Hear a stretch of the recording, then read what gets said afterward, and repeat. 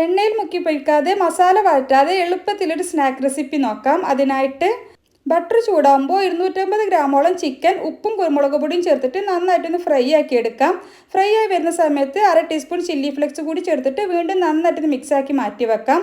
പിന്നെ ഒരു പാത്രത്തിലേക്ക് 1/4 കപ്പ് വീതം സവാള, ക്യാപ്സിക്കം, ലെറ്റ്യൂസ്, പിന്നെ സ്പ്രിംഗ് ഓണിയൻ ചേർത്തിട്ടുണ്ട്. 1/4 കപ്പ് തന്നെ തക്കാളിയും മല്ലിയിലയും കുരുമുളക് പൊടിയും ഉപ്പും ചേർത്തിട്ട് മിക്സ് ആക്കിയതിന് ശേഷം ഇതിലേക്ക് ഫ്രൈ ചെയ്ത് വെച്ചിട്ടുള്ള ചിക്കൻ കൂടി ചേർത്ത് കൊടുക്കാം.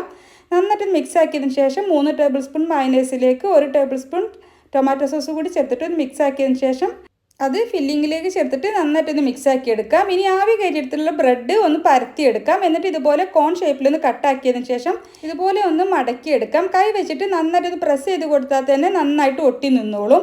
അപ്പം മുഴുവൻ സ്നാക്കിന് വേണ്ടിയിട്ടും ഇതുപോലെ ബ്രെഡ് കട്ട് ചെയ്തിട്ട് ഒട്ടിച്ചെടുത്തിട്ടുണ്ട്. ഈ ഒരു ഷേപ്പിൽ ഒട്ടിച്ചെടുത്തതിന് ശേഷം ഇതിനുള്ളിലേക്ക് ഫില്ലിങ് വെച്ച് കൊടുക്കാം. ഒരു 2-2.5 ടീസ്പൂണോളം ഫില്ലിങ്ങാണ് ഇതിനുള്ളിലേക്ക് കൊള്ളുള്ളൂ. മുഴുവൻ സ്നാക്കും ഫില്ല് ചെയ്ത് നിറച്ചതിന് ശേഷം നമുക്ക് ഒരു പാനിലേക്ക് ബട്ടർ ഒന്ന് ബ്രഷ് ചെയ്ത് കൊടുക്കുക. അതിലേക്ക് ഈ സ്നാക്ക് മുഴുവനായിട്ട് നിരത്തി വെച്ച് കൊടുക്കാം.